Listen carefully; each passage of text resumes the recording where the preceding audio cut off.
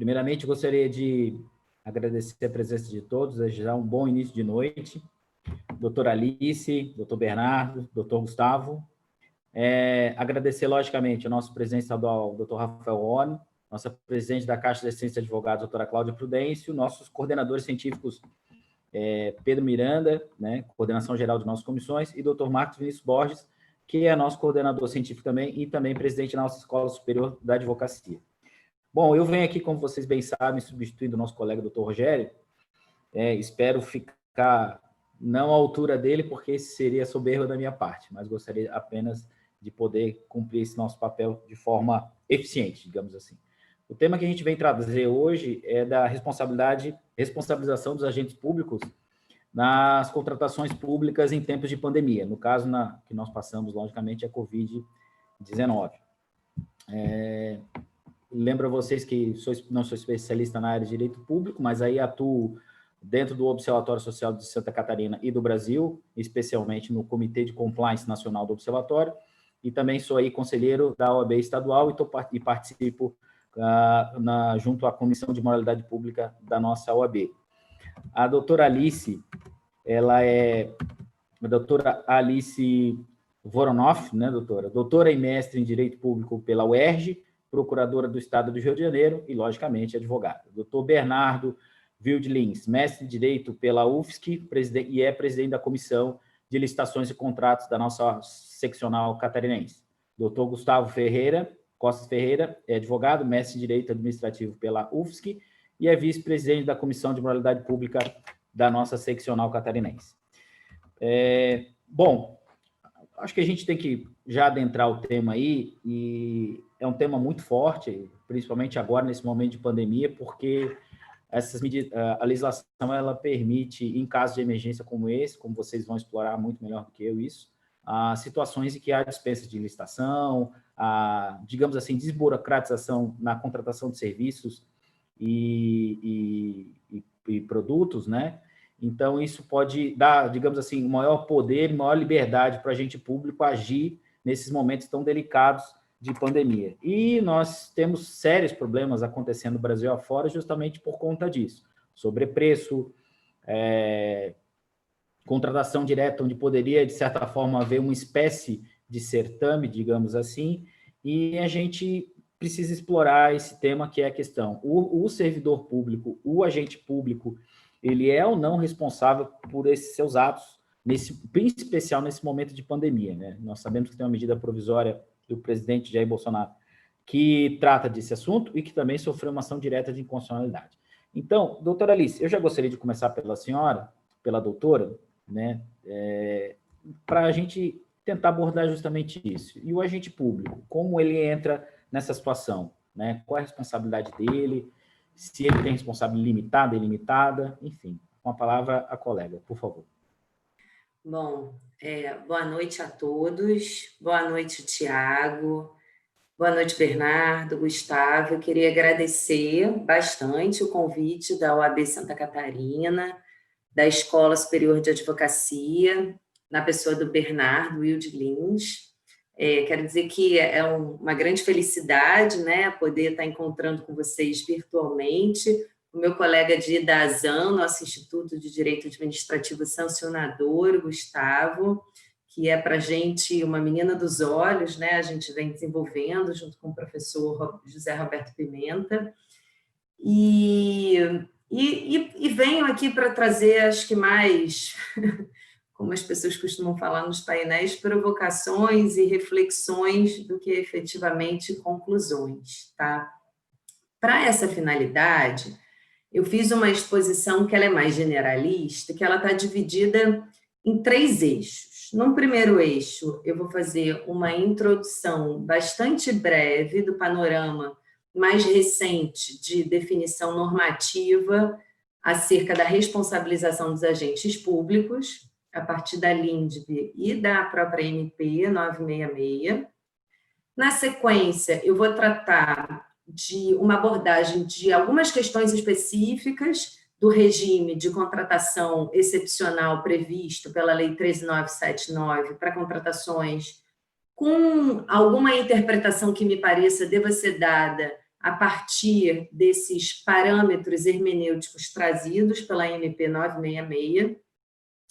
E o terceiro bloco é um bloco de reflexões mais abrangentes, relacionadas à própria questão da responsabilização dos agentes públicos, e me parece que são forças, né, opostas que caminham no nosso ambiente jurídico e que, de alguma forma, dificultam muito essa definição. Quando eu digo forças opostas, eu quero me referir ao que me parece que é uma visão que é dicotômica, né, no ambiente jurídico, entre responsabilização dos agentes públicos e superflexibilização dos agentes públicos. Nós, né, juristas, advogados, a gente já tem uma tendência a tecer discussões polarizadas, né? A gente gosta assim, de rivalizar, eu acho que é isso, eu acho que é aquilo.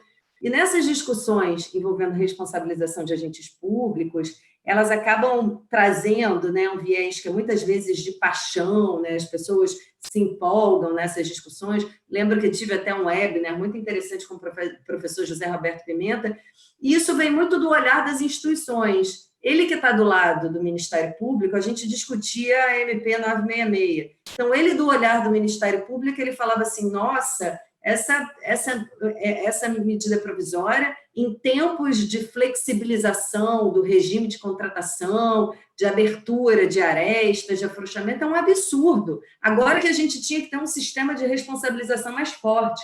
E, de outro lado, a própria motivação da MP e outros, né, mais que militam no âmbito do direito administrativo, mais ferrenhos, falando, não, na verdade, a MP ela é importante para ratificar aquilo que a gente precisava combater, que era o apagão das canetas, né?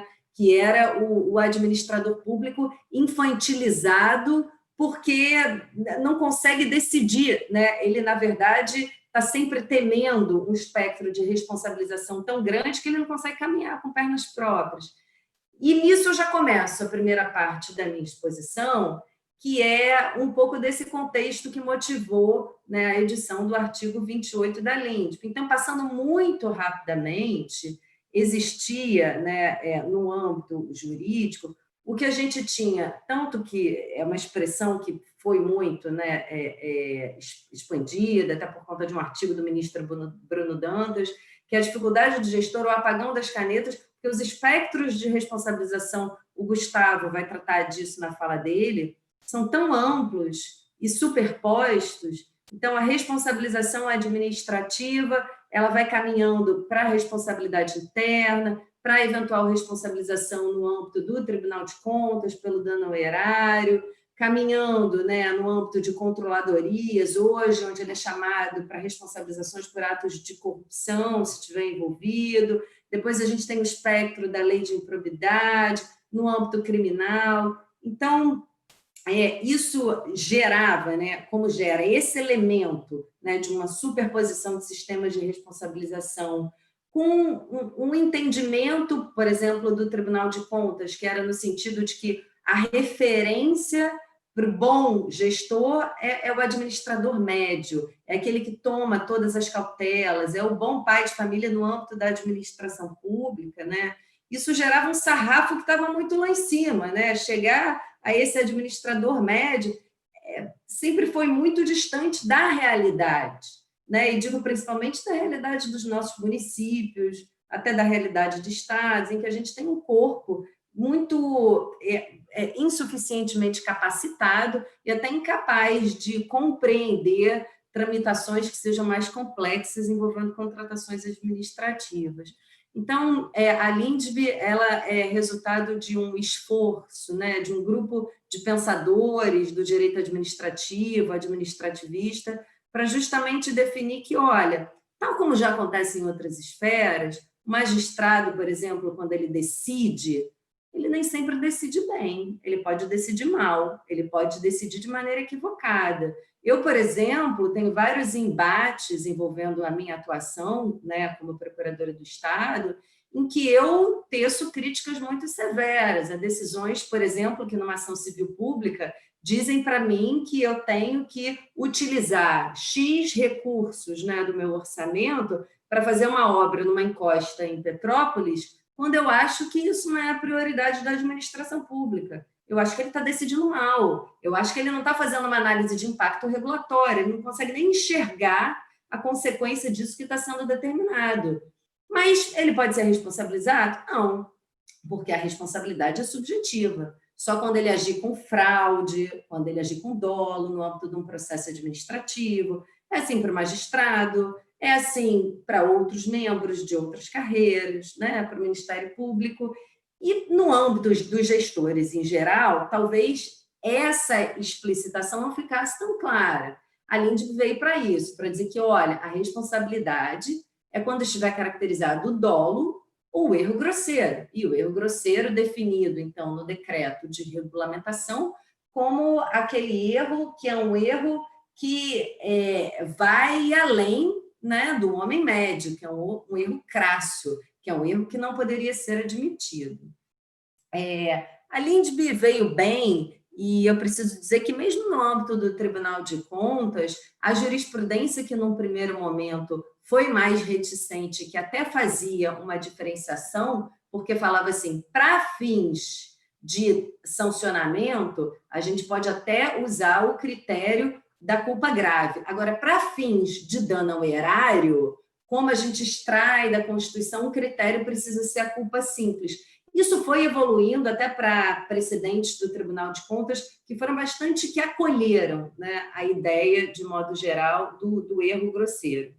Até que veio a pandemia, e com a pandemia e todo o cenário fático que acabou se impondo ao gestor para que ele tomasse medidas de maneira muito rápida, medidas num cenário em que as informações elas mudam a cada dia e talvez ele não tenha as informações suficientes, medidas que ele precisa tomar num ambiente de preços de mercado que estão disfuncionais, na verdade estão maquiados, porque evidentemente a iniciativa privada vai se aproveitar desse ambiente, a lei da oferta e da demanda, né? Então, se tem uma demanda muito grande, esses preços vão aumentar.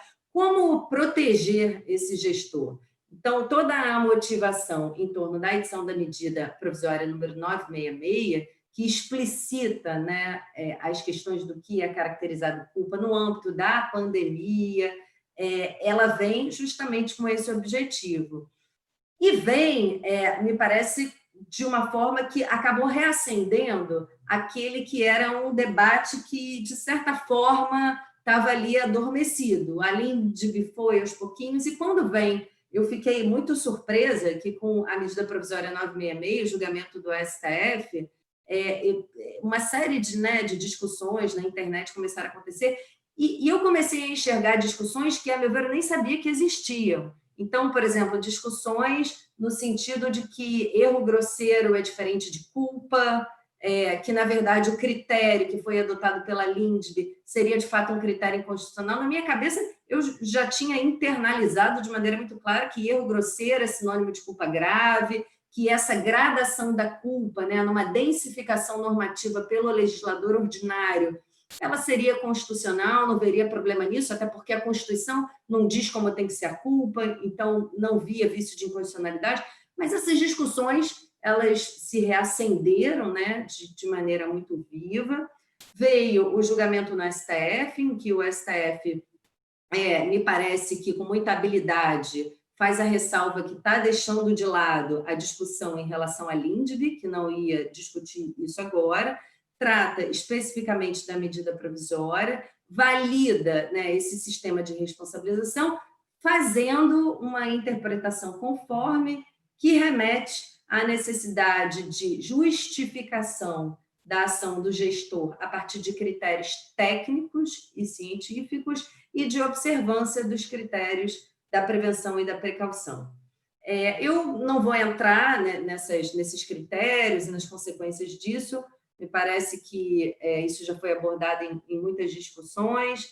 Prefiro passar para o próximo ponto. Eu até faço minhas ressalvas, tenho minhas críticas em relação a essa decisão do STF, mas eu acho que a gente pode voltar àquilo que é o âmago, né, da nossa exposição, que é o regime de contratação que foi estabelecido nesse período de pandemia, né?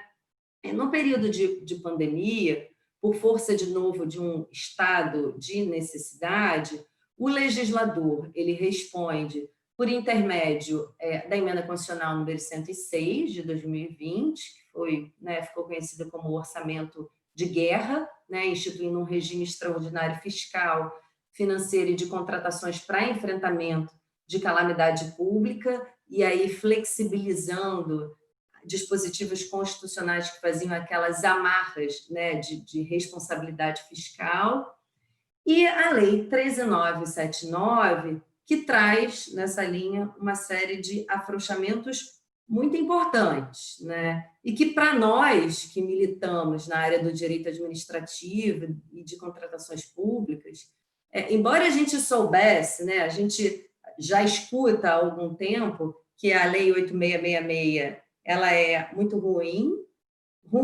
porque ela é ineficiente, ela é antieconômica, e que, embora ela tenha cumprido o seu papel, ela tenha sido um grande marco, e talvez seja por isso ainda muito difícil se pensar na superação da 8.666, hoje a gente tem um projeto de lei, tem caminhado nessas discussões, o que a gente viu ao longo do tempo foi a edição de diplomas legislativos que, aos pouquinhos, né, foram alterando algumas premissas mais rígidas da 8.666, né, desde lá o pregão, que talvez seja a maior referência em diploma de contratações, porque é o que mais é aplicado, passando pelo RDC e outras disciplinas específicas. A gente já sabia, né, que a legislação de licitações ela tem as suas falhas. Sobretudo nesse momento, que é um momento tão excepcional, já era esperado que ela não desse conta, que a gente precisasse, de fato, de uma resposta legislativa para dar essa garantia. A previsão de dispensa de situação emergencial não ia conseguir, evidentemente, lidar com essa situação. Lá do artigo 24, vem a Lei 13.979, tratando, né, prevendo expressamente a hipótese da dispensa para aquisição de bens e para contratação de serviços para lidar com a situação da pandemia de saúde, e presumindo nessas hipóteses a situação de emergência. Então, sob essa ótica, a gente libera o gestor público de um ônus de motivação em relação à caracterização da situação de emergência.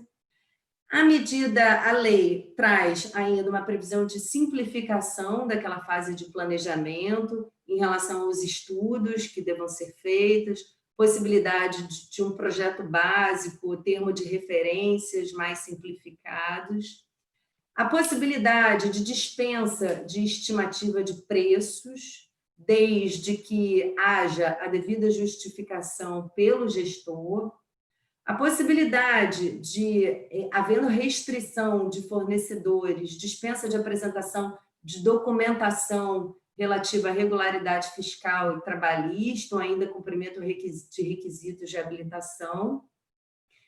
Quando, né, ainda que exista essa possibilidade de contratação mediante dispensa, entendendo o gestor ser mais adequada à realização de um certame licitatório, de um pregão, a própria licitação, ela também tem alguns dos seus parâmetros no pregão flexibilizados em relação à redução de prazos, previsão de recurso com efeito apenas devolutivo, a previsão da contratação de empresa impedida de contratar com o poder público, né, declarada, inidônea, enfim, desde que ela seja a única fornecedora.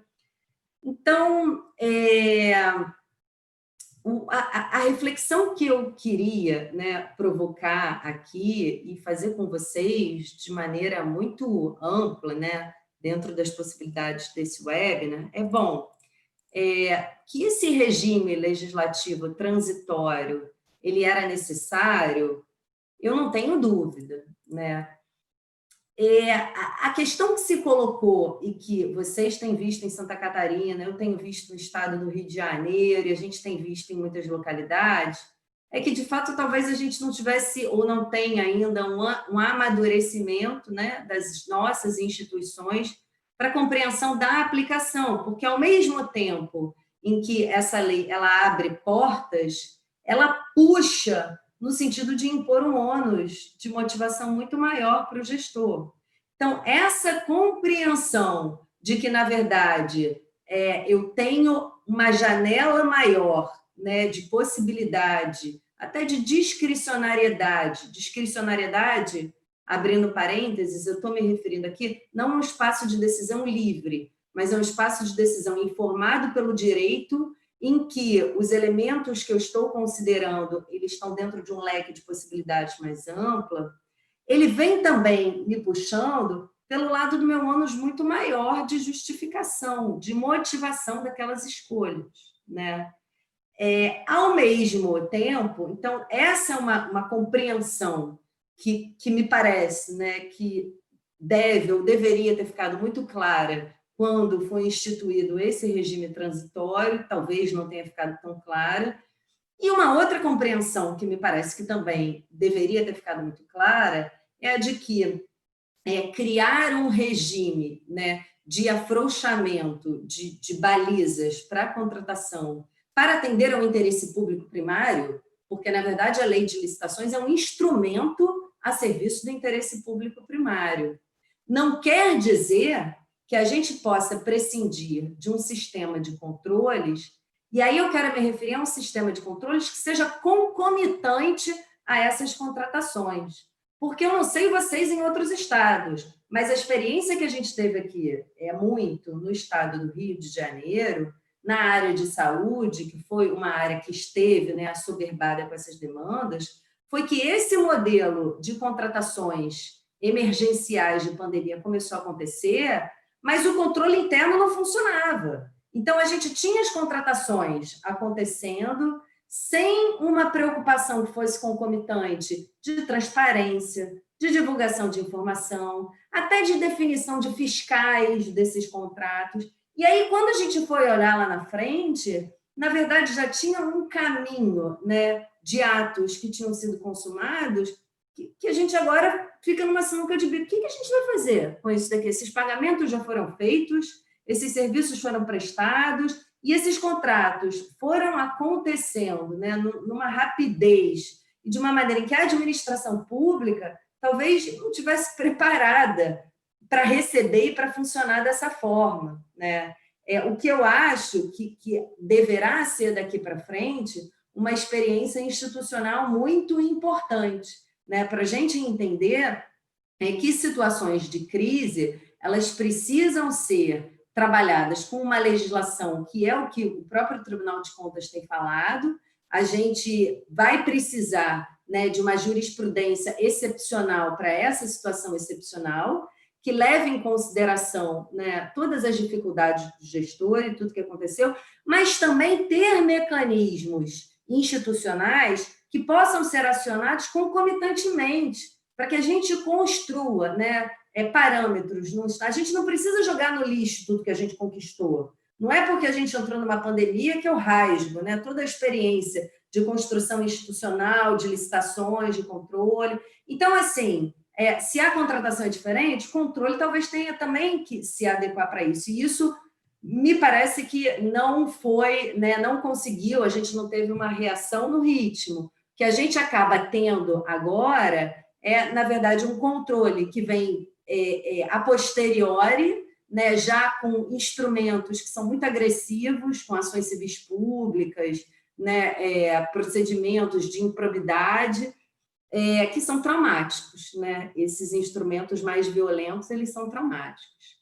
E aí, só para, já terminando essa segunda parte, entrar rapidamente na terceira, eu acho que, combinando a Lei 13.979 com os guidelines da MP 966, talvez a gente possa fazer perguntas, né? No sentido... vamos olhar lá para o artigo 3º da lei da MP 966, ele fala assim: na aferição da ocorrência do erro grosseiro serão considerados os obstáculos e as dificuldades reais do agente público, a complexidade da matéria e das atribuições exercidas, a circunstância de incompletude de informações, as circunstâncias práticas que houverem imposto aquela medida, o contexto de incerteza. Então, para a definição lá na frente do que é o erro grosseiro, nas contratações públicas, me parece que esses guidelines também serão importantes. Então, assim, contratar preços acima do mercado é erro grosseiro? Eu não sei, depende de uma análise contextual, depende da minha necessidade. Se eu tiver com pessoas morrendo, eu, Alice, se fosse gestora, eu contrataria acima do mercado, porque me parece que é isso que eu tenho que preservar. E numa situação em que até os Estados Unidos estavam segurando nos aeroportos os respiradores que a gente estava tentando importar, é uma guerra, né? Então, está todo mundo querendo sobreviver. Então, o contexto é esse. Então, contratar bens que lá na frente se revelem inúteis é erro grosseiro? Eu também acho que não necessariamente. Eu vou dar o exemplo para vocês dos hospitais de campanha. A gente tem discutido muito aqui no Rio de Janeiro o que a gente faz com os hospitais de campanha, porque foi construído um equipamento que hoje, no dia 27 de agosto, é inútil e só gera custo. Eu não sei dizer para vocês se daqui a 30 dias ainda será inútil, mas eu sei dizer para vocês que hoje eu tenho um orçamento que me diz que por mês ele custa 7 milhões para não funcionar. 7 milhões porque eu preciso de segurança. Eles estão, né, geralmente em áreas conflagradas. Então, se não tiver segurança, eles são saqueados. Eu tenho que pagar luz, eu tenho que pagar água, eu tenho que pagar minimamente alguém para fazer uma gestão daquele ambiente. Então, o gestor, por exemplo, que tomou essa decisão no momento do crescimento da curva da pandemia, ele pode ser responsabilizado? Me parece que não.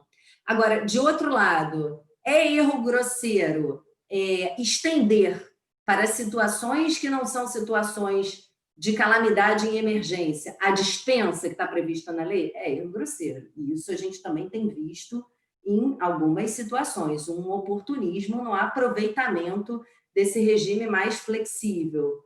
É erro grosseiro tratar esses afrouxamentos, essas flexibilizações de capacidade financeira como oportunidades para contratar empresas inidôneas? É erro grosseiro. A gente tem visto aqui, por exemplo, contratações com empresas que oferecem garantias que são garantias podres, são garantias que não existem. Então, assim, ter um regime de flexibilização não é dizer que eu possa compactuar com a contratação de empresas que não tenham capacidade para prestar o serviço que eu estou contratando. Então, esse mínimo ele precisa ser aferido. É erro grosseiro deixar de disponibilizar informações, deixar de ser transparente? É erro grosseiro, porque isso é uma obrigação de gestor e está previsto, inclusive, na 13979. Então, a minha sugestão é de que esses parâmetros da MP eles sejam usados também dessa perspectiva desse teste, do que é ou não erro grosseiro. E aí, me encaminhando aqui para o final, porque eu já tomei todo o tempo que eu tinha nessa exposição, a reflexão final que eu queria fazer com vocês sobre esse tema da responsabilização dos agentes públicos da necessidade de nós, juristas e operadores, das várias áreas, né, do controle, da gente tentar ampliar um pouquinho, né, a nossa discussão para sair do puramente textual e normativo. Então, a gente fica discutindo o regime de responsabilização dos agentes públicos, a culpa tem que ser grave, a culpa tem que ser média, não, erro grosseiro é culpa, não é culpa. Talvez a discussão não seja tanto essa. Me parece que a gente tem um problema, né, sob outras óticas, que são problemas também que precisam ser compreendidos pela comunidade jurídica. Aí eu fui, na minha cabeça, a partir da minha experiência, tentando destacar alguns. E eu selecionei esses. Eu acho que a gente tem primeiro um problema de credibilidade institucional. E eu vou explicar para vocês com um exemplo. Eu tenho algumas ações civis públicas em que eu discuto esse tema justamente da necessidade dos hospitais de campanha. Eu não vou entrar aqui na discussão de quem está certo ou quem está errado, né? Foi ajuizada a ação civil pública para que a gente mantenha um determinado hospital de campanha. E essa ação civil pública foi ajuizada no momento em que a pandemia ela estava, né, de fato, crescendo, em que o próprio Estado tinha feito um planejamento de construção de hospitais de campanha. Só que à medida que a pandemia ela foi alterando seu comportamento, o próprio Estado refez o seu planejamento e disse que não faria mais esse hospital de campanha. E foi ajuizada uma ação civil pública para que a gente faça o hospital de campanha. Eu não consigo convencer o juiz de que o hospital de campanha é desnecessário. Por mais que eu junte estudos da Secretaria de Saúde, que eles façam e refaçam, que eles façam estimativa de custos, eu não consigo convencer, porque ele não acredita nas informações que eu transmito para ele. Então, me parece, levando para a responsabilização dos agentes públicos, que esse também é um desafio nosso. Não adianta, no momento de se analisar a responsabilidade do agente público, o controlador o fazer a partir daquilo que ele entende que é certo ou errado. Não adianta ele olhar para o estudo e falar assim, opa, esse gestor se baseou no estudo da Secretaria de Saúde. A Secretaria de Saúde não tem credibilidade, não tem órgãos técnicos, então eu preciso responsabilizar esse gestor porque ele deveria ter se baseado no estudo da OMS, não no estudo da Secretaria de Saúde. O que eu digo para vocês é que, infelizmente, né, a questão das capacidades institucionais, que é muita discussão que a gente faz no Supremo, ela precisa ser levada a sério para que a gente dê um voto de confiança, né, naqueles que são os estudos técnicos, senão isso reverbera no problema da responsabilização de uma maneira quase psicológica. Outro problema que me parece é o que eu botei aqui, direito administrativo dos holofotes, né? Talvez a percepção das pessoas, que é um pouco da análise econômica do direito comportamental, Behavioral Law and Economics. A gente é muito levado pelos maus exemplos, pelos exemplos das maçãs podres. É aquilo de que, se eu, por exemplo, peguei uma doença, eu tenho 1% de risco de morrer e 99% de risco de ficar viva, eu vou me desesperar, porque nós humanos somos pessimistas por natureza. E quando a gente olha, né, o tempo inteiro na mídia, maus gestores, corrupção, nós somos levados a tomar o todo pela parte. A gente acha que realmente na administração pública todo mundo, né, parte de uma premissa de que as pessoas são inidôneas. Isso se engata com um problema que a Cristiana Fortini e a Juliana Piscinin botaram no artigo delas no Jota, que é uma mentalidade de desconfiança. A gente sempre começa desconfiando. A gente, quando lê alguma coisa, a gente nunca acha que não, deve ter tido um equívoco, vamos olhar de outra forma. Ah, não, né? A gente parte do pressuposto de que, de fato, houve alguma coisa errada. Então, eu estou querendo, eu arrolei outros aqui, mas eu vou terminar minha exposição. O que eu estou querendo dizer é que talvez a gente precise olhar o tema da responsabilidade dos gestores públicos, dos agentes públicos, de uma ótica mais dinâmica, ampla, institucional e até cultural, né? Porque enquanto a gente não tiver consciência de que a gente já tem uma predisposição, seja subjetiva, seja institucional, seja corporativa para um lado ou para o outro, me parece que uma avaliação isenta do ponto de vista técnico, ela fica comprometida. E aí não tem discussão normativa que vá me gerar algum grau desejável de segurança jurídica. Então, é assim que eu gostaria de terminar e agradeço a todos. Estou à disposição aí no final, se tiver tempo. Doutora Alice, muito obrigado por sua exposição. Eu refletindo aqui sobre a sua leitura, de fato, nós somos meio que pessimistas, assim, e uma coisa que me ajudou muito a mudar um pouco esse entendimento e até dizer que está tudo errado no serviço público foi a participação dentro dos órgãos como observatório social. A gente muda de observação e fiscalização para participar, opinando na própria gestão e se aproximando, a gente começa a conhecer quem são esses atores internos, no caso, os agentes internos de servidores públicos, etc. e tal.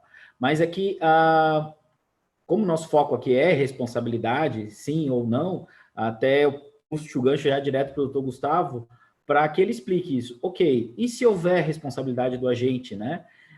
Quais são as consequências disso? Se há ressarcimento, se há condenação, quais as esferas que ele responde, né? Então, meu caro, até por conta do tempo aí, nós temos ainda 50 minutos de conversa, gostaria que você já adentrasse aí na tua parte. Obrigado. Obrigado, doutor Tiago. Inicialmente, gostaria de agradecer a todos e registrar que eu estou um pouquinho intimidado de pegar o bastão da professora Alice Voronoff. Vamos ver se eu não os decepcionarei. Para quem não conhece, a professora Alice Voronoff tem um livro excelente sobre direito administrativo sancionador no Brasil, uma obra cuja leitura é obrigatória. Mas vamos lá, o Tiago fez perguntas muito claras para mim. E se houver um ato ilícito do agente público na condução das suas funções, que tipos de esferas ele está sujeito à responsabilização? Na verdade, eu faria duas perguntas. A primeira delas é exatamente essa: quais são as esferas de responsabilização a que ele está sujeito? E a segunda delas seria a responsabilização para fins de quê? Então, vamos começar primeiro com a segunda pergunta. Responsabilização para fins de quê? Basicamente, se você se depara com um servidor que fez alguma coisa errada no exercício das funções dele, você pode exercer duas pretensões. A primeira delas é o ressarcimento do dano eventualmente provocado, onde diz que é uma responsabilização para fins de reembolso do cofre público. A segunda delas seria uma responsabilização para fins sancionadores. E nessas duas esferas de responsabilização, a gente tem diversas microesferas. Para você ter ideia, vou citar o exemplo de um servidor público, ou de vários servidores públicos, que, para fins de enfrentamento da pandemia Covid, fazem uma contratação direta, uma dispensa de licitação direta, fora das hipóteses legais. Primeira esfera de cara que a gente vai verificar é a esfera criminal, configura crime do 89 da Lei 8666, dispensar licitação fora das hipóteses legais. E eu nem estou explicando o que seria essa fora das hipóteses legais, eu estou só cogitando de um agente público que dispensou fora das hipóteses. Então, ele responderia, em primeiro lugar, ele estaria potencialmente sujeito à responsabilização criminal, do artigo 89 da 8666. Ele, como agente público, também está sujeito à responsabilização na esfera disciplinar do serviço público, advertência, pena de multa, suspensão e, eventualmente, demissão do serviço público.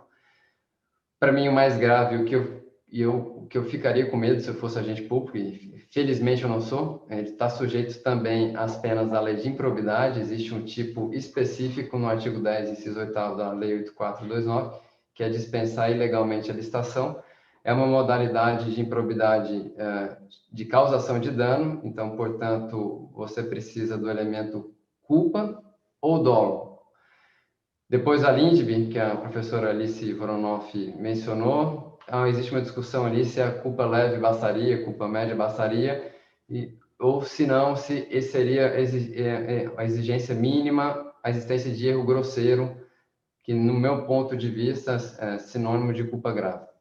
Essa discussão existe. Além, então, da responsabilidade criminal, da esfera disciplinar, da esfera de improbidade, que é aquela que eu tenho mais medo, porque sempre vem uma medida de bloqueio de bens, penhoram valores, você fica anos batalhando na justiça para se defender e, eventualmente, se absolvido, esse dinheiro te é devolvido com encargos moratórios ínfimos. Fora essas três hipóteses, essas três esferas, a gente tem ainda uma CP indenizatória. Então, as primeiras três hipóteses seriam para fins de sancionamento do gestor público, mas também, se houve causação de dano, um MP poderia entrar com uma CP para fins de ressarcimento de dano erário. A medida de ressarcimento erário também pode ser veiculada no bojo da ação de improbidade, e é uma curiosidade da ACP em improbidade, porque ela busca simultaneamente o sancionamento do gestor público, mas ela também busca o ressarcimento do dano erário. E cogitando nesse exercício de imaginação que a gente fez, existiria também ainda uma esfera de responsabilização nas cortes de contas. Por exemplo, um servidor federal, ele estaria sujeito também à responsabilização pelo TCU por um ato de gestão ilegal, ilegítimo, antieconômico. Poderia até sofrer a condenação de multa, eventualmente inabilitação para exercício de cargo em comissão e função comissionada. Eu disse, então, que existem, em resumo, duas possíveis responsabilizações, uma para fins de ressarcimento, outra para fins de sancionamento. Os pressupostos de responsabilização são muito semelhantes, mas não são idênticos. Gostaria de tratar primeiro dos pressupostos básicos para responsabilização para fins de ressarcimento. Vamos supor um caso bem emblemático aqui do nosso estado, casos respiradores. Nós, o Ministério Público, desejamos obter o ressarcimento dos valores pagos, por exemplo. Que pressupostos eu devo demonstrar como autor da ação para obter a condenação desses agentes públicos que eventualmente participaram do ato nas penas de ressarcimento? O primeiro deles, e óbvio, é dano. Não existe responsabilização civil, ressarcimento de dano não deveria existir sem prova do dano. Então, o elemento central dessa responsabilização para fins ressarcitórios é o dano. Os outros 3 elementos são aqueles conhecidos. O primeiro deles é o elemento subjetivo, que é culpa lato sensu do agente ou dolo, e daí a discussão do erro grosseiro entra aqui no elemento subjetivo. Que tipo de culpa? Preciso de culpa leve, culpa média, um erro grosseiro, que é culpa grave, ou um dolo, um ato intencional. Mas, independentemente dessa discussão, você precisa, para responsabilizar um agente público, que exista um elemento subjetivo. Não existe, para fim de responsabilização ressarcitória do agente público, responsabilização objetiva. A Constituição, no artigo 37, parágrafo 6º, ela claramente diz que a responsabilidade do Estado será objetiva, mas a ação regressiva do Estado contra o servidor público causador do dano, ela depende da demonstração de culpa ou dolo. Então, esse elemento subjetivo é um núcleo caríssimo e indispensável para fins de se obter reparação do dano ou responsabilização do agente. Então, rememorando, dano como elemento central, elemento subjetivo, culpa lato sensu ou dolo. Aí temos que ter conduta, ninguém pode ser responsabilizado sem uma conduta. Às vezes, e muito se fala de culpa em eligendo ou culpa em vigilando, mas é preciso deixar claro que a pessoa que responde por culpa em vigilando ou em eligendo, ela está responsabilizando por conduta própria, falta de vigilância ou escolheu mal. Ela não está lhe sendo atribuída a culpa ou a conduta de outrem. Então, dano, culpa, elemento subjetivo e o liame, que vai ligar o dano à conduta do agente. Então, são esses os 4 pressupostos básicos para você obter a responsabilização para fins de ressarcimento de um agente público. Agora, falando um pouquinho da responsabilização sancionadora, que é o que eu mais gosto. Os critérios também são bastante parecidos, mas eu gosto de resumir bem grosseiramente em 2. Para você sancionar alguém, você precisa primeiro de um elemento subjetivo, os americanos chamam de mens rea. Aqui no Brasil, você pode chamar de culpabilidade, mas existe uma discussão se culpabilidade é elemento subjetivo ou não. Mas, em primeiro lugar, você precisa de um elemento subjetivo. Na verdade, em primeiro lugar, você precisa de um elemento objetivo, que é a conduta, é a ação. As pessoas só podem ser responsabilizadas por fatos próprios. Então, para você começar a discutir se um servidor público tem que ser responsabilizado ou não, você tem que identificar qual foi a ação que ele praticou, a conduta. E essa conduta tem que ser classificada pelo ordenamento jurídico como uma infração administrativa, como uma improbidade, como um ato de gestão ilegítimo, um ato ilícito. Então, você tem que ter, em primeiro lugar, a conduta de um agente. Daí, em segundo lugar, você tem que ter o elemento subjetivo. Você tem que verificar se aquela conduta praticada ela foi exercida, perpetrada com um elemento subjetivo exigido pela norma sancionadora. Que elemento subjetivo é esse? Aí que entra a grande discussão da MP 966, da Lei 13.655 de 2018, que incluiu os dispositivos na LINDB, a partir do artigo 20. Então, a discussão está aqui.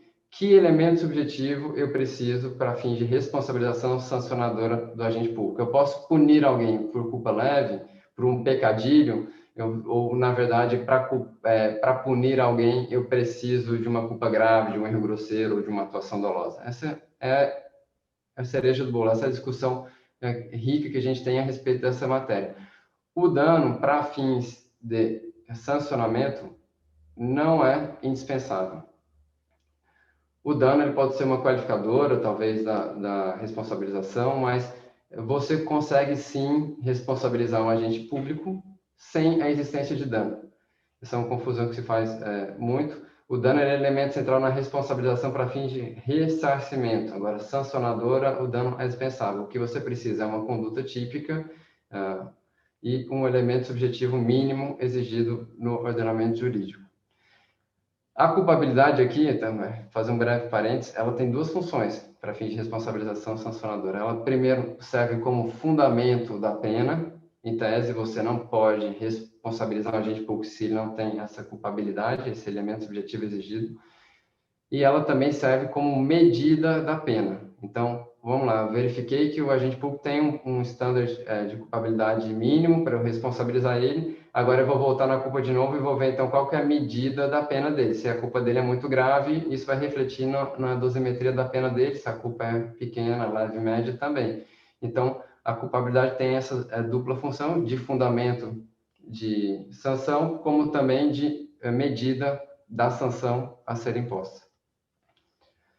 Lindby, eu não sei os colegas, mas quando veio a MP 666 do Bolsonaro, eu falei, pô, nada de novo, né?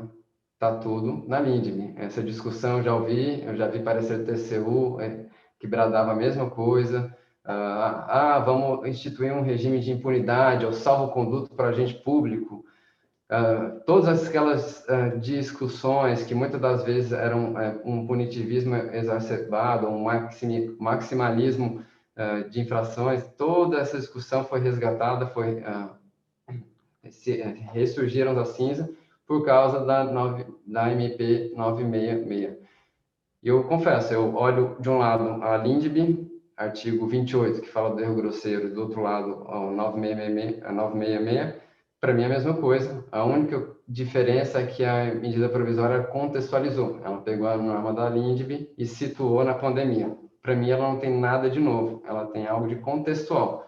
Ela repetiu, choveu no molhado. Ela apenas disse aquilo que já estava previsto na 13.655. Mais especificamente sobre o nosso tema, erro grosseiro. Essa discussão se precisa de erro grosseiro ou não, é a mesma coisa que se discutiu com a edição da Lindby. A gente tem um decreto do presidente 9830 que regulamentou a Lindby, e quando ele regulamentou a Lindby, ele excluiu da esfera disciplinar essa exigência mínima de erro grosseiro. Então, muitos dos argumentos que se vê contra essa medida provisória já foram rebatidos aí com a prática. O TCU ficou muito recalcitrante no começo. Se você procurar hoje na jurisprudência do TCU, ele mudou a forma de abordagem. Agora, ele tem, nas decisões recentes, enunciados do tipo: configura erro grosseiro, dispensar a licitação sem fazer pesquisa de mercado, ou fazer a prorrogação, renovação contratual sem demonstrar maior vantajosidade. Então, o TCU eu já vi que já se adaptou a essa nova realidade. Essa discussão de dolo, erro grosseiro, para mim, ela é inócua. A finalidade da MP e da Lindby, ela nunca foi criar um salvo-conduto, ela nunca foi promover o agente público desidioso, a preguiça no serviço público, ela nunca foi isso. Ela foi evitar esse efeito paralisante que a gente vê, esse amedrontamento que existe no serviço público, e garantir que o agente público, se atuando razoavelmente, que para você exercer, fazer algo com erro grosseiro, você tem que atuar fora da razoabilidade. Então, ela quer garantir que o agente público que atuou razoavelmente, ele não vai ser surpreendido daqui a 5, 10 anos, que a gente sabe que essa questão de prescrição é uma matéria muito delicada, ele não vai ser surpreendido depois no futuro com uma ação sancionadora, uma ação de improbidade, bloqueando todos os bens dele. Então, é uma questão de segurança não só para o agente público, mas também para o usuário dos serviços públicos, para os cidadãos que vão ver a coisa funcionando. Em tese, é para dar mais coragem para o agente público fazer aquilo que é necessário e, se necessário, deixar ele mais tranquilo. O artigo 3º, que foi mencionado pela professora Alice, ele traz lá uns conceitos de... deixa eu pegar ele especificamente. Circunstâncias práticas, obstáculos reais, dificuldades reais, são contextos que são essenciais para se aferir a culpabilidade ou não, a responsabilização ou não de um agente público. o mérito da MP 9666 foi exatamente situar, contextualizar, chamar a atenção do órgão de controle, que nós sabemos que existe um quadro mental paranoico, às vezes muito grave no órgão de controle, qualquer conduta vira um crime gravíssimo, doloso. Ela só foi chamar a atenção, tentar provocar um pouquinho de empatia no órgão de controle e evitar aquilo que se chama de benefício da retrospectiva, ou engenharia de obra certa, depois de passar dos fatos, depois de passar daquela urgência da situação, o pessoal olhando agora com os nervos mais calmos, fala, pô, deveria ter agido de outra forma.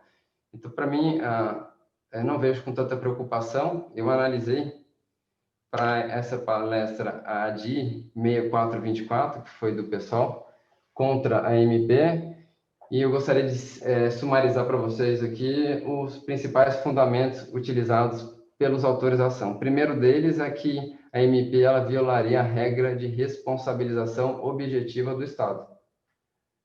Aí, com todo respeito, eu não consigo entender por quê, já que a MP está cuidando de responsabilização do agente público e não do Estado, e a responsabilização do agente público nunca foi objetiva. Ele fala que a MP também desoneraria de modo absoluto o agente público, exoneraria ele de qualquer possibilidade de punição. Sabemos que não é verdade, ele continua sendo responsabilizado pelo erro grosseiro, pelo dolo. Então, não vai desonerar nada, o que ela vai proteger é o bom administrador, aquele que atua razoavelmente, aquele que é diligente, aquele que se cuida, aquele que tutela o interesse público. Ela também disse a ação que incentivaria a má-fé, má gestão, que traria conceitos muito fluidos, que dificultaria a aplicação da MP 966. Eu concordo, os conceitos são muito fluidos, você falar em erro grosseiro, erro manifesto, evidente, inexcusável, são muito fluidos, são conceitos jurídicos determinados, mas se vocês verem a decisão que o Supremo Tribunal deu, ele também dá a interpretação conforme a Constituição, mas carregada de conceitos elásticos, conceitos fluidos que não contribuíram em nada para a concretude, para viabilizar uma melhor aplicação do dispositivo. Senhores, o que eu tinha para falar é isso. Eu espero que não tenha tomado todo o meu tempo. Agora fico ansioso para ouvir o doutor Bernardo e depois a gente deflagrar as discussões. Obrigado, doutor Gustavo. Enquanto o senhor ia falando, até lembrando um pouquinho que a doutora Alice falou, eu vou puxar só uma linha do tempo bem rápida com relação à questão da legislação aplicável ao caso. Vocês, os dois, falaram muito da LINDB, e aí ela é de 42, teve alteração em 2013 ali, e aí você pega assim, a legislação que ela é específica, que a gente está mais, que afeta mais o nosso tema, a gente pega, por exemplo, a 8666 de 93, Lei de Responsabilidade Fiscal de 2000 e a Lei de Acesso à Informação de 2011. Então, tu tem um lapso temporal e talvez aí uma dificuldade no legislador de inserir normas que tratem desse tema, entende? E eu gostaria que, e esse é o tema do doutor Bernardo, eu gostaria de que ele trouxesse e talvez fizesse um comparativo dessa legislação toda e o que ela alterou. Claro que por conta do tempo o meu colega não vai conseguir fazer tudo isso, mas e a gente demorou tanto para ter tanto mecanismo que trouxesse controle e eficiência, até para que desse mais discricionariedade para o agente público, e de repente vem a pandemia e parece que assim, esquece tudo isso aí, faz como tem que ser feito. Mas eu sei que não é bem assim, logicamente. Então, doutor Bernardo, eu gostaria que o senhor conversasse com a gente sobre isso, a questão legislativa e a alteração da lei em relação a essa questão. Então, tá. Boa noite a todos. Espero que todos estejam bem, em segurança nesse período aí de pandemia, estejam curtindo o painel. Eu inicio cumprimentando os meus colegas, eu estou muito bem acompanhado nesse painel. Cumprimento, em primeiro lugar, a doutora Alice Voronoff, a nossa convidada externa. Agradeço por ter aceito o convite, parabenizo pela exposição feita. Adianto que, futuramente, se depender de nós, vão ter outros convites futuros para a senhora vir aqui a Floripa falar pessoalmente com a gente. Cumprimento também o doutor Gustavo Costa Ferreira, parabenizo pela sua exposição. O Gustavo é um amigo, a gente foi contemporâneo de faculdade, então já atuamos em alguns casos em conjunto. Para mim não foi uma surpresa a ótima exposição dele. E também cumprimento o doutor Tiago Souza de Albuquerque, Agradeço pela sua moderação, né, por ter entrado aí em cima da hora no nosso debate e ainda assim estar conduzindo tão bem assim os trabalhos, tá? Eu vou tentar ser rápido, um pouco difícil, assim, eu costumo às vezes falar bastante, mas vou tentar ser bem focado, para tentar ser rápido para a gente conseguir ter um tempinho no final para eventualmente fazer algum tipo de debate. Vou tentar, né? Não prometo, mas eu tento. Prometo que eu vou tentar. Eu vou abordar aqui o meu tema, depois da difícil missão de ter que suceder os meus colegas, tentando explicar a razão do recorte, tá? A razão do recorte do tema. Então, eu vou fazer uma espécie de afunilamento do assunto que a gente está discutindo até chegar realmente no ponto central, que é realmente a responsabilização dos agentes públicos nas contratações durante a pandemia de Covid. Então, quais são, talvez, os 3 elementos centrais aí da nossa discussão, né? Os 3 elementos jurídicos e fáticos, vamos dizer assim. Primeiro, essa questão da responsabilização, depois as contratações públicas, depois a pandemia. Isso está muito fácil, está muito didático de você compreender apenas lendo o título do painel. Então, primeiro, responsabilização do agente público. Olha, como meus colegas já falaram bastante antes de mim, é um tema bastante difícil, bastante complexo de falar sucintamente, justamente porque ele é muito amplo, né? Essa ideia, ela abrange essa possibilidade de você responsabilizar o agente público em âmbito criminal, tanto a Alice quanto o Gustavo falam sobre isso, também em âmbito civil, questões pecuniárias, né?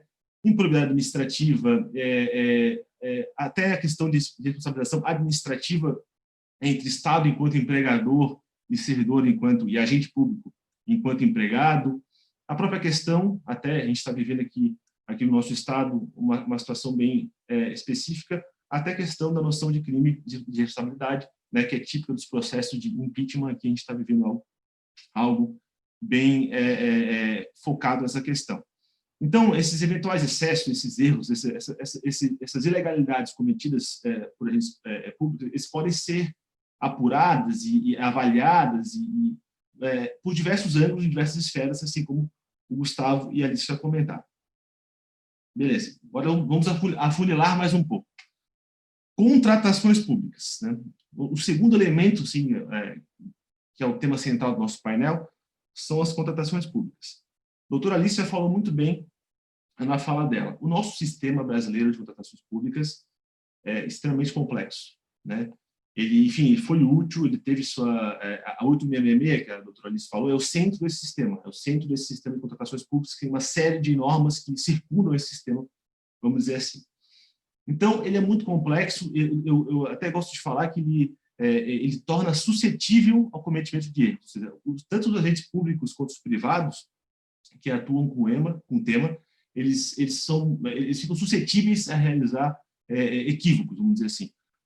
Processos de contratação pública, eles são um terreno fértil para a aplicação das normas de responsabilização dos agentes públicos. Não é à toa que boa parte das polêmicas, das situações que surgem na imprensa decorrem de processos de contratações públicas, né?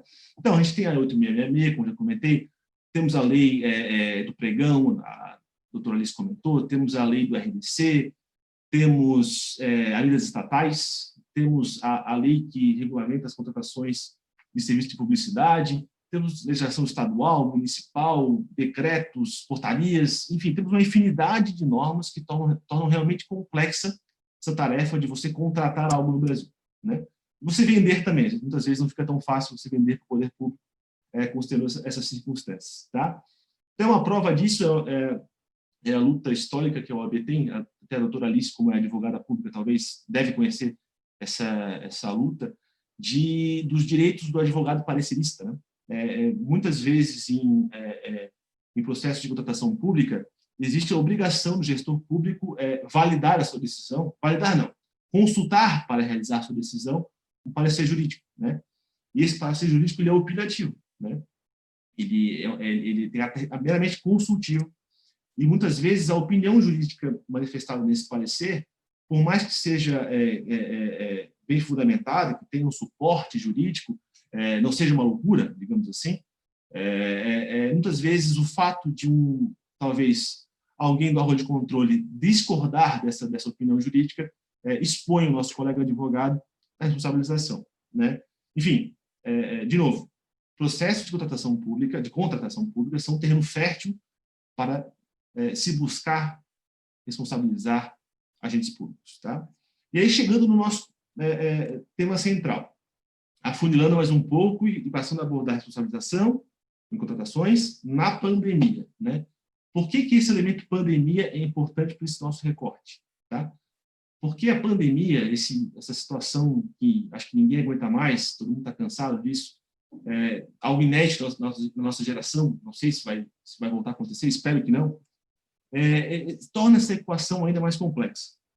Então, por quê? Como é que a pandemia, como é que nós estarmos em pandemia afeta esses processos de contratação pública que a ponto de ser relevante a gente falar sobre esse tema, de a gente fazer esse recorte? Bom, primeiro, a pandemia provocou a colocação em vigência de uma série de normas específicas sobre o tema, né, sobre o tema de contratações públicas, né? A gente pode dizer que foi instituído um regime jurídico especial de contratações públicas. A doutora Alice também falou sobre isso antes.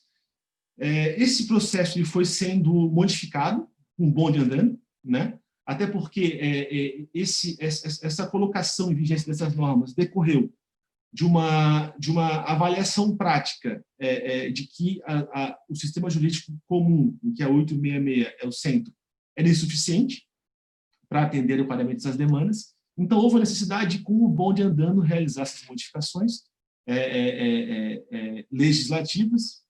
E, enfim, cabe também tanto aos gestores públicos, quem compra, quanto aos entes privados, quem vende, se acostumar a essa legislação. E, enfim, nós todos não somos mitos, né? A gente tem dificuldades. Então, você se adaptar a uma normativa complexa como essa não é fácil, o que torna ainda mais suscetível ao cometimento de erros, né? Então, situações, alguns exemplos de situações, a doutora Alice já comentou algumas, eu vou repontuar algumas delas e mencionar talvez algumas outras, né? Existe uma emenda constitucional, que ela mencionou, a 106, que trata lateralmente do tema, assim, o principal foco dela é realmente a questão orçamentária, como a Alice comentou. Assim, o centro desse sistema jurídico excepcional de contratações é a Lei 13.929. Tá? Talvez a principal dessas modificações seja realmente essa instituição essa nova hipótese de licitação dessas destinadas a adquirir, a contratar os serviços, os bens destinados a enfrentar a pandemia. Tá? Para além disso, outras questões que decorreram dessa necessidade de modificação da legislação com o bonde andando, porque, nesse caso, mais do que já é o normal, a legislação ela teve que ir correndo atrás da realidade, né? A primeira grande modificação que foi feita nessa lei foi feita pela MP 926, que inclusive já foi convertida em lei, na Lei 14.035, de 2020. Essa MP incluiu vários aspectos nessa lei. Ela estabeleceu essa simplificação da etapa de planejamento, inclusive no que se refere a pregão. O pregão também ele foi mais sério, os prazos foram diminuídos. Foi permitido até, em certas circunstâncias, você contratar empresas inidôneas, sancionadas pelo poder público. Houve situações envolvendo a mudança dos prazos de vigência dos contratos administrativos. Então, várias modificações às quais os agentes públicos e os privados têm que se adaptar com o bonde andando, com a dificuldade acontecendo, né? O que mais? Até houve, inclusive, a MP 951, que inseriu nessa legislação normas relativas ao registro de preços. Essa MP caducou, então não foi transformada, convertida em lei, então, na verdade, até está fora de vigência. Mas, para além disso, até temos uma outra MP, que é bastante interessante, a 961, né? Essas modificações que foram trazidas por ela, inclusive, não se aplicam apenas para as contratações públicas destinadas a enfrentar a pandemia. Vale para todas as contratações públicas durante a pandemia, o que torna ainda a situação ainda mais complexa de se verificar. Até é interessante que, provavelmente, várias dessas modificações, possivelmente algumas delas, pelo menos, sejam incorporadas num regime dessa discussão, já mencionado, de uma alteração desse regime geral de contratações, desse novo projeto de lei de licitações, que, enfim, a gente não sabe se vai, se não vai.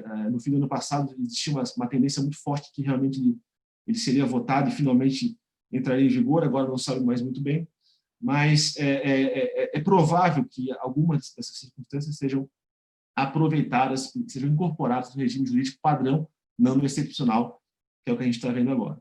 As mudanças que foram trazidas por esse dispositivo, para essa MP, ampliação do valor limite, para dispensas por pequeno valor, foi ampliado, então ampliou as possibilidades de você realizar dispensa de licitação para compras de pequeno valor. Se autorizou o uso indiscriminado em várias situações do RDC.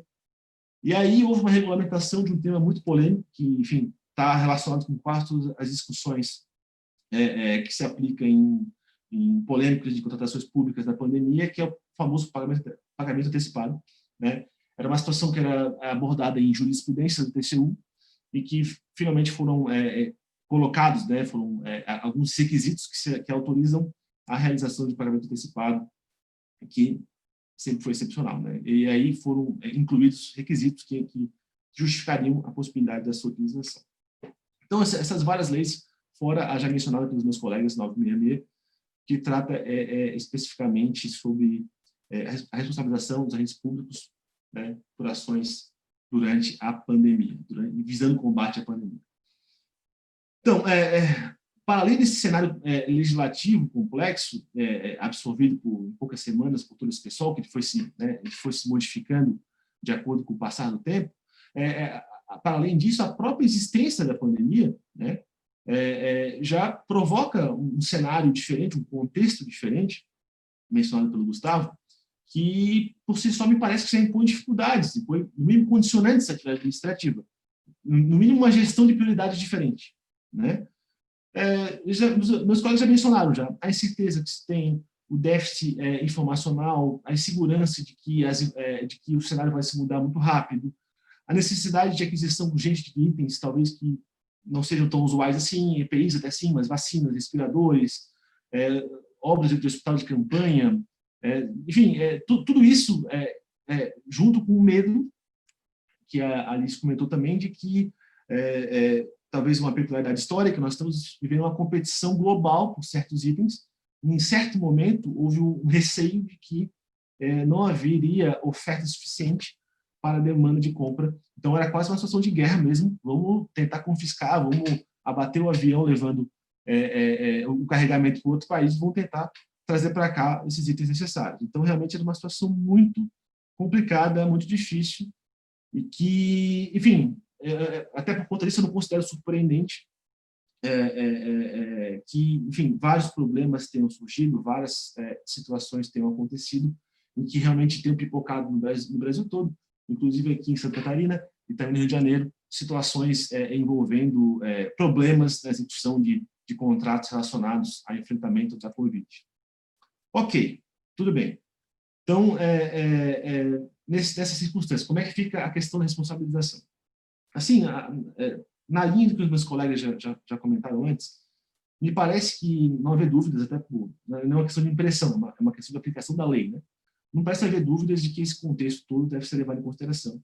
Esses processos de apuração de ocorrência de dolo nas atividades, de culpa grave, de erro grosseiro. Então, tudo isso tem que ser levado em consideração. A própria LINDB, que eu até tenho dúvida, assim, até na linha que o Gustavo falou, tem dúvida se é tão inovadora assim, né? Já que eu também acho que a LINDB e o decreto 9830/2019 é muito parecido ao regime jurídico da 966, com a LINDB mais o seu decreto regulamentador. Então, eu não acho que essa sistemática seja uma sistemática ruim, e realmente impor a consideração desse contexto, nesses processos de responsabilização dos agentes públicos.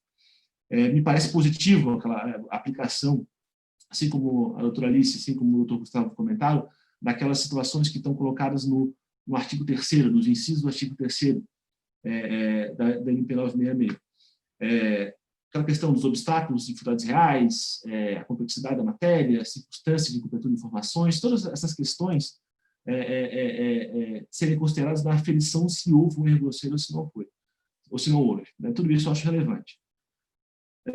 Porém, e sim, isso também não chega a ser uma surpresa, eu já falei, já comentei antes que a colocação em vigência dessas normas novas, ela está atrasada, evidentemente, ela está correndo atrás da realidade.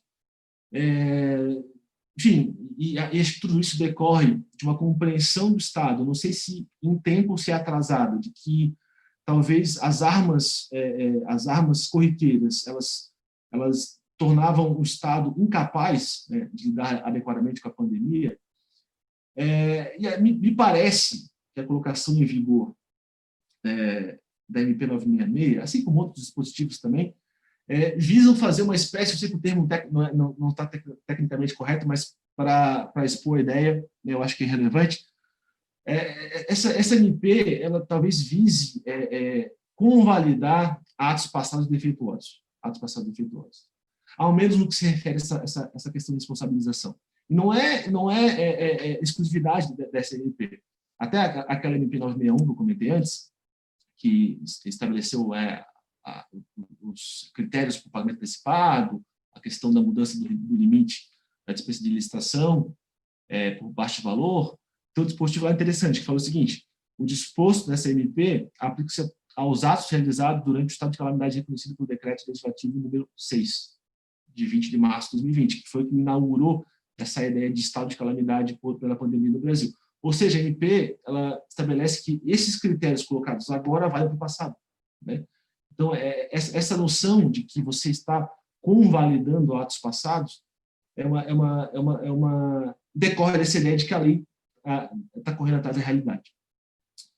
Nesse cenário, até já caminhando para o final da minha exposição, o receio que eu fico um pouco, né, principalmente considerando essa ideia de talvez corrigir atos do passado, e principalmente também considerando essa ideia que a gente já discutiu, que pré-existem a MP 966 e esse regime jurídico excepcional, normas que eventualmente poderiam dar guarida a esse ideário de proteger a tomada de decisão, evitar o apagão das canetas, contextualizar a ação do gestor público antes de você impor uma responsabilização, de reconhecer um erro grosseiro. Eu tenho um pouco de receio de que não o conteúdo da norma, no sentido que foi dito até antes pelos meus antecessores, mas a interpretação que se vai dar sobre ela, se não há um risco de que se interprete esse conjunto de normas com uma ideia de vale tudo, né? Se interpretar de que, assim, para combater a pandemia existia uma situação muito gravosa, o combate teve que ser feito extrapolando a legislação, vamos dizer assim, o conceito de erro grosseiro se estendeu a ponto de você dar uma espécie de salvo-conduto, uma espécie de noção de vale-tudo, uma espécie de que o agente público para combater a pandemia poderia fazer mais do que os limites legais estabelecem. Tá? Eventualmente, até nesse cenário, encobrindo, acobertando práticas talvez pouco republicanas que, especialmente nesse período, devem ser punidas exemplarmente. Tá? É uma provocação. Não sei se vai acontecer isso, espero que não, né? Mas eu tenho receio que talvez aconteça isso. E aí, já para encerrar minha participação, para a gente ter uns minutinhos ainda para discutir, para ver perguntas, eu, talvez para tentar, não digo resolver, mas tentar parametrizar a aplicação desses dispositivos, vou trazer aqui um raciocínio fácil de fazer e de verbalizar, mas eu acho que é difícil de aplicar. Mas, enfim, a gente pode considerar. Talvez a justa medida, né, de aplicação desses dispositivos, né, parece depender de você identificar um ponto ótimo, que eu não sei onde é que fica, já adianto, um ponto ótimo, de que, por um lado, você por contextualizar os acontecimentos, relativize certos atos tomados pelos gestores públicos, considerando o seu contexto que aconteceram, e, por outro, evite uma interpretação desse contexto que leve a uma ideia de que tudo que foi feito naquele período seja quão grosseiro qual o tamanho da culpa, qual o tamanho da grosseria, digamos assim, a ilegalidade cometida, tudo isso passaria a ser perdoado por conta dessa ideia, dessa noção de tentar enfrentar a pandemia. Qual que é esse ponto ótimo? Eu não sei. Espero que talvez os meus colegas saibam e possam passar para a gente essa informação. Eu agradeço aí a palavra, o tempo que foi me dado, e eu devolvo para ti, Thiago, para você provocar essa parte final da discussão. Obrigado. Obrigado, doutor Bernardo. Avisar vocês aí que nós estamos com a caixa cheia, o auditório está lotado, isso é muito bom. Eu recebi até pergunta pelo meu próprio Instagram, mas assim, o tempo é curto, a gente tem menos de 9 minutos aí, e eu vou fazer a primeira pergunta, tentando pegar um pouco do comentário dos três. Assim. Eu acho que daria para a gente fazer um seminário aqui, cada um de vocês tinha que ter pelo menos 90 minutos para falar, isso é fato. Meus caros, assim, ok, pandemia, agentes públicos cometeram certos atos, eu não vou levar nem em consideração a gravidade desses atos e tal, e aí bem disse a nossa querida doutora Alice, no tocante, olha, nem tudo por bem, nem tudo por mal. Então, a gente tem que analisar esse fato também da necessidade dele ter que agir, porque o não agir também poderia ser até pior do que o agir. E aí veio o doutor Gustavo e diz assim, e também é fácil botar o dedo numa engenharia de obra pronta, né? Então, seria em tese assim, deveria ter sido feito desta forma. E aí, doutor Bernardo, o senhor vem e diz o seguinte, tá, ok, mas vem a legislação que vai legislar o passado. Criminalmente, isso não daria, para penalizar não daria, né? A gente está mais aqui na área do direito administrativo, e aí essa é a área dos senhores, não a minha. Então, pegando esses 3 posicionamentos que eu consegui extrair, o que vocês acham? Porque, assim, quando encerrar a pandemia, as consequências continuarão, né? A emergência não acaba no dia seguinte da publicação, do encerramento de uma lei que extingue o momento emergencial que eu seja. Então, assim, na visão de vocês, o que seria talvez o ideal, digamos assim, para tentar de alguma forma, eu sei que é bem difícil a pergunta, de alguma forma abarcar essa questão relacionada à responsabilidade do agente público. E aí eu começo com a doutora Alice, por favor.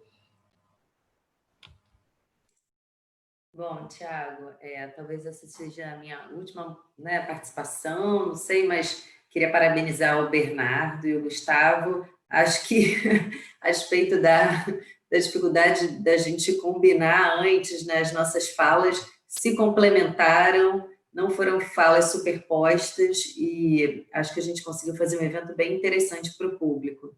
Respondendo à pergunta do Tiago, que achei que foi muito inteligente também, porque conseguiu fazer esse fio condutor, né, das nossas falas, acho que a gente tem alguns deveres de casa que já deveríamos começar a colocar em prática por conta dessa experiência de pandemia, pensando no futuro sob os olhos do controlado e do controlador. Um dos aspectos muito positivos da pandemia, se é que a gente pode falar em aspecto positivo, essa ampla possibilidade de difusão, né, de conhecimento e de ensinamento. Então, me parece que hoje, logo que surgiu a Lei 13.979, as medidas provisórias, essa profusão de legislações, embora a gente tenha um ambiente de muita oscilação técnica, né, de dados e de confusões, do ponto de vista jurídico, se a gente for procurar, houve publicações muito interessantes do Tribunal de Contas, da AGU, da CGU, publicações fazendo como que cartilhas, né, explicando ao gestor o que ele tem que fazer, o que ele não pode fazer, ensinando que é assim, assado. Me parece que essa experiência, que já é alguma coisa incentivada pela LINDB também, para que a gente tenha enunciado, já era um momento em que as procuradorias, que a própria advocacia, né, de modo geral, agora a gente teve a aprovação dos enunciados da jornada, esses consensos teóricos possíveis a respeito do que são práticas legítimas, do que são práticas ilegítimas, me parece que elas serão importantes estándares no momento que essas questões começarem a, de fato, a ser judicializadas e discutidas. Então, acho que essa é, do ponto de vista, né, de nós, operadores do direito de comunidade jurídica, esses consensos, né, por intermédio de cartilhas, de enunciados, eles já poderiam ser aprimorados, né? Do ponto de vista, eu diria, da administração pública interna, se tivesse que dizer para vocês o que de maior deficiência essa pandemia expôs nesse momento, né, de dificuldades, é a deficiência da administração pública no planejamento. Pelo menos, eu digo assim, dentro do estado do Rio de Janeiro, a gente tem muita dificuldade de se planejar. Qual a política pública em matéria de educação? Qual a política pública em matéria de transporte urbano? Qual a política pública em matéria de moradia? Ninguém sabe. O cidadão fluminense não sabe. O cidadão carioca no município do Rio de Janeiro não sabe. Isso porque me parece que falta dentro da própria administração pública essa capacidade de se organizar. Entra governo, entra cargo comissionado, sai cargo comissionado.